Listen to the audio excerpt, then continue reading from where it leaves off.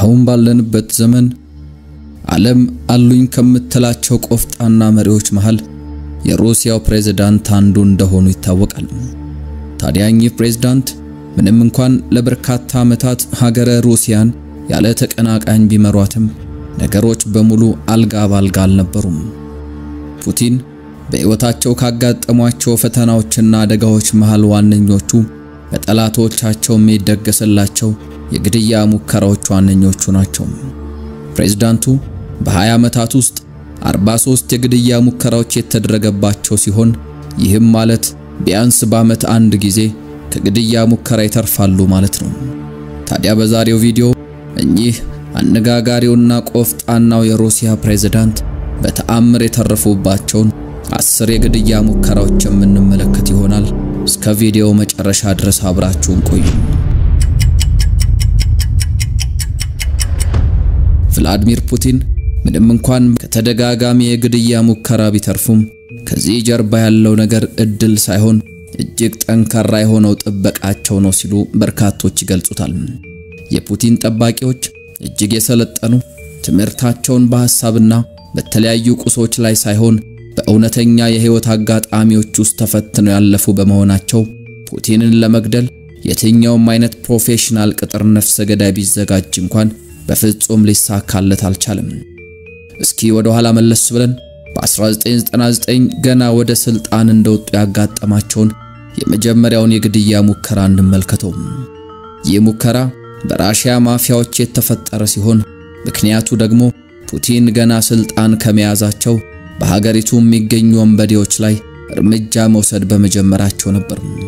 በተለይም ደግሞ ፕላግዊንግ ራሺያ የተባለው ቡድን በሳቸው ላይ ጥርስ የነከሰ ሲሆን ፑቲን በሚንቀሳቀሱባቸው መኪናዎች ላይ ቦምቦችን በማጥመድ ሕይወታቸውን ለመንጠቅ አቅዶ ነበር። ታዲያ በቅዱ መሰረት ቦምቦቹ በመኪናዎቹ ላይ በሚስጥር ቢጠመዱም አነፍናፊዎቹ የፑቲን ጠባቂዎች አስቀድመው እነዚህን ቦምቦች በማግኘታቸው እቅዱ ሳይሳካ ቀረም። አንዳንድ የቡድኑ አባላት ሲገደሉ አብዛኞቹ ደግሞ ሕይወታቸውን ከፍርግርግ ጀርባ እንዲያሳልፉ ተፈርዶባቸው ወደ እስር ቤት ተወርውረዋል።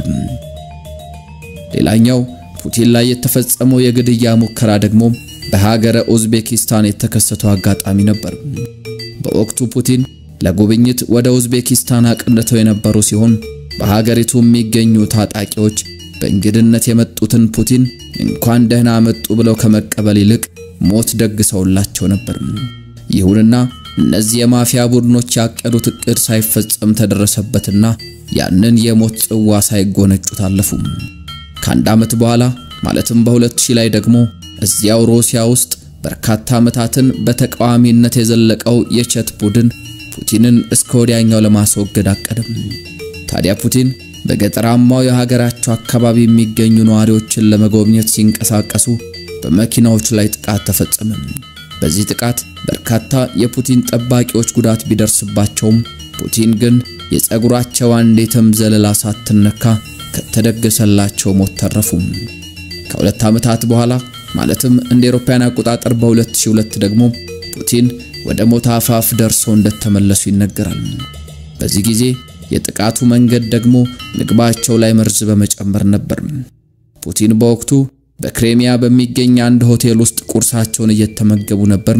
ታዲያ በመሃል የሚጠጡትን ነገር አንስተው ወደ አፋቸው ከማስገባታቸው በፊት ከጥበቃ አባሎቻቸው መሃል የሚበሉትን ምግብ አሽትቶና ቀምሶ የሚመርጥላቸው ግለሰብ የሚጠጣውን ነገር በማሽተት ውስጡ መርዝ እንዳለበት በማረጋገጡ በሽርፍራፊ ሰከንዶች ውስጥ ወደ ሞት ጎዳና ከመሄድ ተመለሱ። በዚያኑ ዓመት ደግሞ ፑቲን ወታደራዊ ትርኢት በሚቀርብበት የአደባባይ በዓል ላይ ታድመው ሳለም አንድ አልሞ ተኳሽ ከርቀት እሳቸው ላይ አነጣጥሮ ትክክለኛውን ጊዜ እየተጠባበቀ ነበር። ነገር ግን የንስር ዓይን ያላቸው ጠባቂዎች ይህንን ሰው አነፍንፈው ደረሱበትና ቃታውን ከመሳቡ በፊት በቁጥጥር ስር እንዲውል አድርገውታል። 2002 ለፑቲን እጅግ ከባድ ከሚባሉ ዓመታት መካከል አንዱ ነበር። በዚሁ ዓመት ወደ አዘርባይጃን ለጉብኝት ቢያመሩም በሀገራቸው ካለ ታጣቂ ቡድን ጋር ግንኙነት ያለው አንድ ኢራቃዊ ፑቲንን ለመግደል በማሰብ በመኪናቸው ላይ ቦምብ ቢያጠምድም እቅዱ እቅዱ አስቀድሞ ተደረሰበትና 10 ዓመታትን በእስር እንዲያሳልፍ ወደ እስር ቤት ተወረወረ። በቀጣዩ ዓመት ማለትም በ2003 ላይ ደግሞ ፑቲን ወደ ዩናይትድ ኪንግደም ለጉብኝት አቅንተው ነበር። ታዲያ በዛን ወቅት ሁለት ሩሲያውያን ስናይፐሮች ፑቲንን ለመግደል እቅድ ይዘው ዝግጅት ቢያደርጉም የሀገሪቱ የጸጥታ ኃይል ባደረገው ከፍተኛ ጥረት ጥቃቱን አስቀድሞ ማክሸፍ ቻሉ። በቀጣዩ ዓመት ደግሞ ፑቲንን በምግብ መመረዝ የግድያ ሙከራ እንደተደረገባቸው የተገለጸ ሲሆን ነገር ግን ሙከራ ያደረጉት ሰዎች ማንነት እንዲሁም ደግሞ ሙከራው የተደረገበት ሀገር ይፋ እንዳይደረግ ተወሰነ።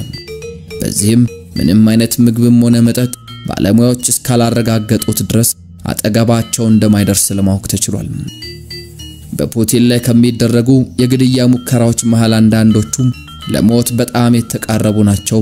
በ2012 ፑቲን ዩክሬንን ለመጎብኘት በሄዱበት አጋጣሚ የቼት ተገንጣይ ቡድን አባላት ከፍተኛ የሚባል የሞት ድግስን አዘጋጅተውላቸው ነበር። እነዚህ ታጣቂዎች በቁጥራቸው በርካታ ሲሆኑ በፑቲን ላይ የቦምብ ጥቃትን ካደረሱ በኋላ ራሳቸውን ለማጥፋት ነበር ያቀዱት። ነገር ግን የፑቲን ጠባቂዎች አስደናቂነታቸው በታየበት መልኩ ከዩክሬን ፖሊስ ጋር በመተባበር እነዚህ ታጣቂዎችን በቁጥጥር ስር መዋል ቻሉ። እዚህ ጋር ብዙዎች እንዴት ነው ፑቲን እነዚህን ሁሉ የሞት ድግሶች የሚያመልጡት እድለኛ ናቸው ማለት ነው ልትሉ ትችላላችሁ። ነገር ግን እዚህ ጋር እድል ምንም አይነት ቦታ የላትም። የፑቲን የመትረፍ ሚስጥር ያለው በመግቢያችን ላይ እንዳነሳ ነው በዙሪያቸው ያሉት ጥበቃዎች ናቸው። የፑቲን ጥበቃ በአጠቃላይ 6 ደረጃዎች እንዳሉት ይነገራል። የመጀመሪያው የፌደራል ጥበቃ አገልግሎት ወይም ደግሞ ኤፍኤስኦ በመባል የሚታወቀው ነው። ለኤፍኤስኦ ከፍተኛ የሚባል በጀት የሚመደብ ሲሆን በአጠቃላይ ወደ 50 ሺህ የሚጠጉ አባላት እንዳሉት ይነገራል። እነዚህ አባላት የሚወስዱት ልምምድ በጣም ከባድና በተግባር በደንብ የተፈተሸ እንደሆነ ይነገራል። ቀጣዩ ደግሞ የፑቲን የግል ጠባቂዎቻቸው ናቸው።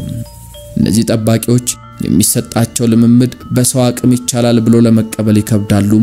ይህ ቡድን በአጠቃላይ በመቶ ሺዎች የሚቆጠሩ አባላት ያሉት ሲሆን ፑቲን ላይ ከውጭ የሚደረጉ ጥቃቶችን በተጨማሪም ሰርጎ ገብ በመሆን በሳቸው መስመር ውስጥ ያሉና ጠላት የሆኑትንም ጭምር መጠበቅ ላይ ያተኩራል። የመጨረሻው በሰው የሚከወነው የፑቲን የጥበቃ መስመር ደግሞ ፕሬዚደንሻል የጥበቃ አገልግሎት ወይም ደግሞ ኤስቢፒ በመባል የሚታወቀው ነው። እነዚህ አባላት የፑቲንን ሕይወት መጠበቅ ዋነኛና ብቸኛ ስራቸው ሲሆን አስፈላጊ ሲሆን ደግሞ ወደ ጥይት ተወርውረው ራሳቸውን እስከ መሰዋትም ድረስ የሚደርሱ ናቸው።